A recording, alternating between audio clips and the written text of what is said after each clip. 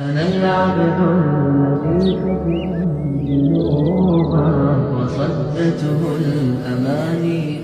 حضرت مولانا محمد یعقوب صاحب نانوتوی رحمۃ اللہ علیہ جو ہمارے اکابر علماء دیوبند میں سے ہے، میں نے ان کے بارے میں اپنے اکابر سے سنا کہ حضرت مولانا یعقوب نانوتوی رحمۃ اللہ علیہ فرماتے ہیں ایک جگہ کہیں دعوت میں چلے گئے تھے، پتہ نہیں تھا کہ جو صاحب دعوت کر رہے ہیں ان کی آمدنی میں کچھ حرام بھی شامل ہے، اندازہ نہیں تھا، اگر پہلے سے پتا ہوتا جاتے ہی نہیں، لیکن چلے گئے، دعوت میں کھانا کھا لیا، کھانا کھانے کے بعد پتہ چلا، اور پتہ کس طرح چلا کہ فرماتے تھے حضرت مولانا یعقوب نانوتوی رحمۃ اللہ علیہ کہ کچھ کھانے کے بعد ایک دل میں تاریکی محسوس ہوتی، دل میں اندھیرا، ظلمت، اور اس کا نتیجہ یہ کہ گناہوں کی طرف طبیعت راغب ہوتی تھی.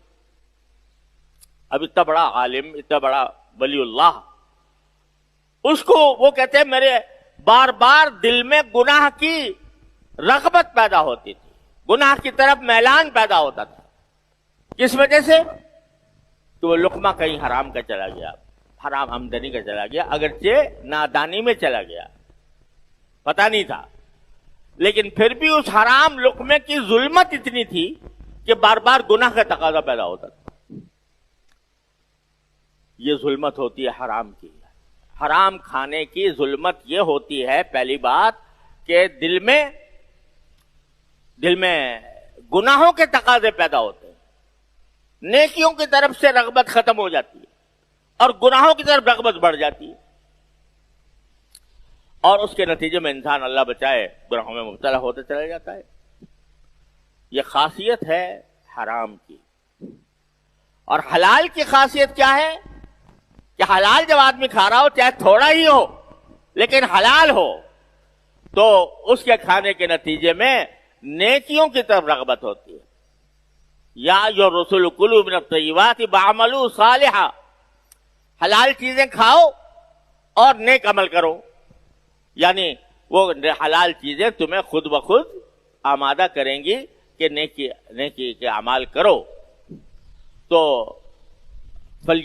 پہلی بات تو یہ ہے کہ بھائی کم از کم اپنے غذا کو تو حرام سے بچا لو، اپنے کھانے کو، اپنے پینے کو، اپنی زندگی کو.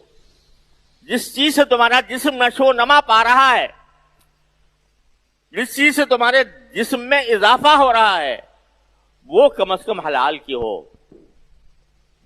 تو پھر مانگو، اور پھر مانگنے کے بعد اللہ تعالیٰ فرماتے ہیں کہ میں قبول کروں گا. اب